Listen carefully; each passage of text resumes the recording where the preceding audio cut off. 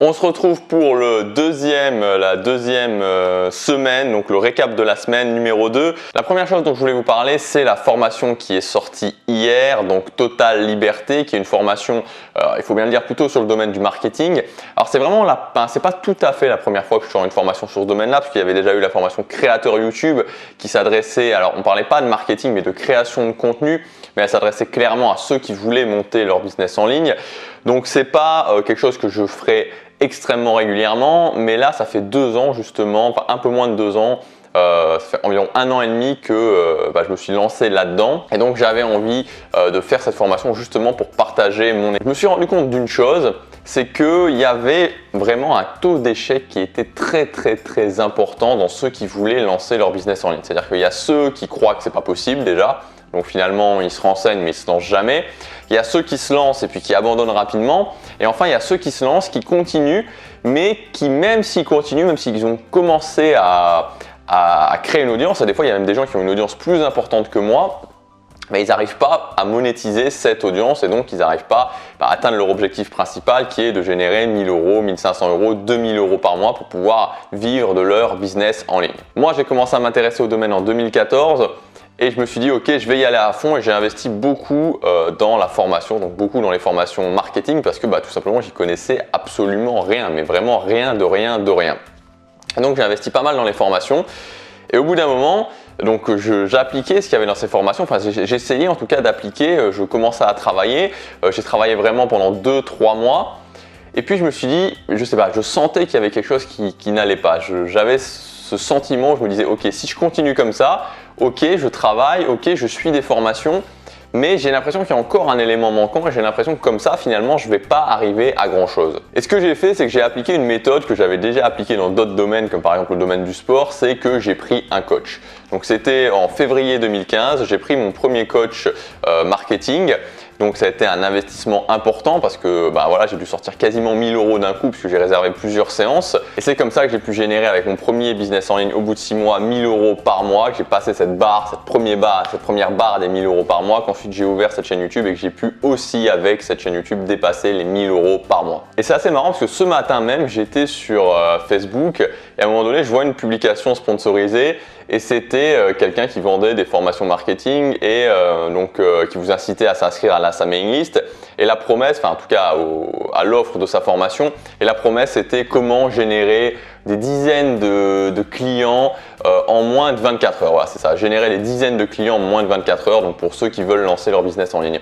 Et je crois que ça c'est quelque chose qui a fait aussi beaucoup de mal au marketing, c'est-à-dire ce genre de promesses qui sont inaccessible, c'est-à-dire on sait très bien que générer 100, 1000 ou je sais pas combien de clients en moins de 24 heures, c'est pas réalisable. Et la deuxième chose pour moi, en tout cas de mon expérience personnelle, qui manque en général, c'est que quand on a une formation, on peut avoir des bonnes méthodes, mais ensuite ça reste difficile de l'appliquer, de le transformer dans des actions au quotidien et surtout de maintenir ces actions productives dans la durée. Et c'est vraiment ce que j'ai voulu synthétiser avec cette formation Total Liberté. C'est-à-dire premièrement vous dire, on va pas faire une promesse bidon, on va pas commencer à dire je vais générer 10 000 euros en 1 mois. Non, on va faire quelque chose de simple, c'est-à-dire 1 000 euros par mois au bout de 6 mois, 2 000 euros par mois au bout d'1 an, donc des choses qui sont réalisables, mais on va le faire. Et ensuite d'avoir à la fois l'aspect méthode efficace, c'est-à-dire des choses qui fonctionnent pour mettre en place votre business en ligne et en même temps un plan d'action, c'est-à-dire ne pas vous laisser simplement avec les méthodes, voilà, vous avez ces méthodes-là, voilà comment fonctionnent les méthodes et puis c'est fini. Non, ok, maintenant ces méthodes, comment vous les adaptez à votre business en ligne, comment vous les transformez en choses que vous allez faire au quotidien et comment vous tenez dans la durée, vous les adaptez dans la durée. Si ça vous intéresse, cette formation Total Liberté est toujours disponible à son prix de lancement pour quelques jours encore. Vous pouvez accéder en cliquant sur le lien dans la description ou sur la fiche qui devrait apparaître juste ici. Voilà, ici. Alors ensuite, j'ai atteint cette semaine les 2000 abonnés, donc vraiment je suis content, merci à tous ceux qui me suivent au quotidien.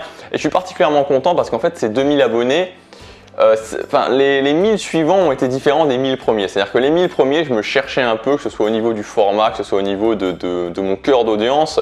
J'étais un petit peu allé dans tous les sens, j'avais gagné pas mal d'abonnés, notamment pendant mon voyage en Corée et au Japon cet été. Et là, à cette différence que les 1000 suivants, c'est vraiment des gens qui sont qualifiés, des gens que j'ai construits sur une audience, enfin sur une thématique qualifiée, la thématique des habitudes pour changer sa vie. Et c'est quelque chose, c'est vraiment quelque chose que je considère comme important quand on veut monter son business en ligne. Parce que finalement, obtenir des abonnés, c'est assez facile. C'est-à-dire qu'aujourd'hui, je sais très bien que je pourrais très facilement faire décoller mon nombre d'abonnés, faire décoller mon audience. Il suffit simplement de faire des vidéos. Voilà, des vidéos qui fonctionnent. Vous faites des vidéos style vidéo de motivation. Vous savez très bien que vous prenez un maximum de vues et que vous allez quand même prendre des abonnés. Vous faites des vidéos du genre comment arrêter de fumer en 30 jours. Vous faites des abonnés. Vous faites des vidéos du genre comment arrêter le cannabis en 30 jours. Vous faites aussi un maximum d'abonnés. Moi, mon objectif, c'est de créer une audience qualifiée. C'est pour ça que je fais, enfin évidemment, je cherche à faire grossir mon audience, mais que je le fais dans une certaine mesure. Et si vous, votre objectif, c'est d'avoir une chaîne qui a un message, une chaîne qui n'est pas pour divertir, mais pour apporter de la valeur aux gens, et donc que vous voulez aussi vendre vos propres produits, il y a un moyen assez simple de voir si votre audience est qualifiée, c'est de regarder vos chaînes similaires. C'est-à-dire que quand vous arrivez sur la chaîne YouTube de quelqu'un, s'il ne l'a pas désactivé, et la plupart des gens ne le désactivent pas, vous voyez les chaînes similaires, c'est-à-dire l'audience qui est la même que d'autres chaînes. C'est-à-dire mon audience, où elle se retrouve sur d'autres chaînes. Et c'est pareil pour votre audience si vous avez déjà une chaîne YouTube.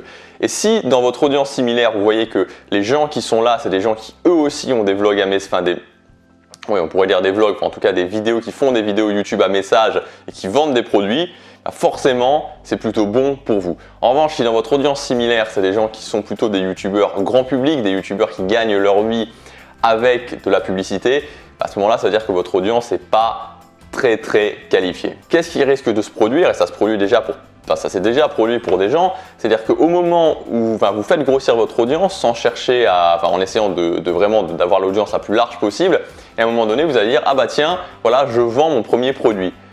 Et là, il y a certaines personnes qui ont fait ça et c'est tout juste s'ils ne se sont pas fait brûler en place publique. C'est-à-dire que il y a certaines personnes qui non seulement ne sont pas prêts à investir pour s'améliorer, mais qui surtout ne sont pas prêts à entendre que certaines personnes vendent leurs propres produits. Il faut faire attention à ça et c'est quelque chose dont il faut tenir compte au départ. En tout cas, moi, je vous conseille d'en tenir compte au départ si vous voulez vivre de votre chaîne YouTube. Ensuite, je voulais aussi vous parler d'argent puisqu'on est dans un petit peu dans le domaine de l'argent aujourd'hui.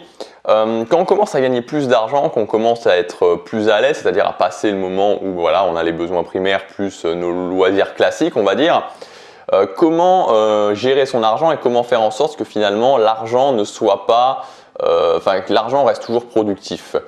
Pour moi, il y a une chose essentielle, c'est que l'argent reste intéressant tant que ça nourrit vos objectifs et que ça nourrit vos valeurs. Tant que ça reste un moyen pour nourrir vos valeurs, à ce moment-là, c'est OK.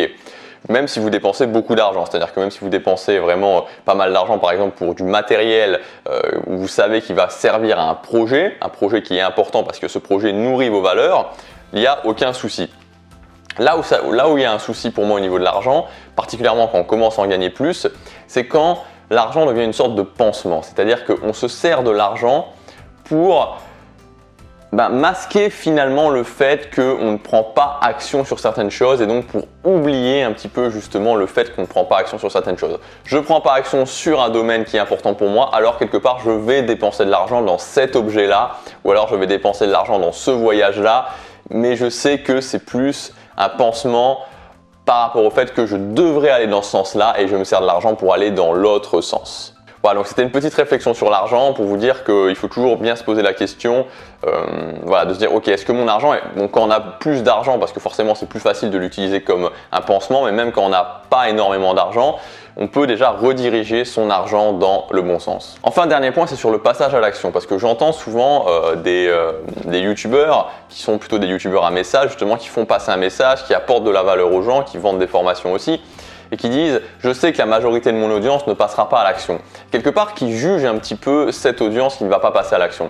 Et moi, ce que je voulais dire, c'est que je ne suis pas d'accord avec ça, dans le sens que évidemment, c'est bien de passer à l'action, mais moi, je sais que par exemple, entre 2013 et 2014, donc fin 2012 et la moitié de 2014, on va dire, pendant 1 an et demi, j'ai eu un gros projet qui s'est arrêté, donc c'était un projet musical, j'avais un ami très proche qui est parti s'installer loin, et ça a été difficile, c'est-à-dire que pendant 1 an, j'ai vraiment été dans la non-action, j'ai vraiment été dans la stagnation et finalement, voilà, ça n'a pas été une catastrophe en soi parce que c'était une sorte de préparation pour la suite.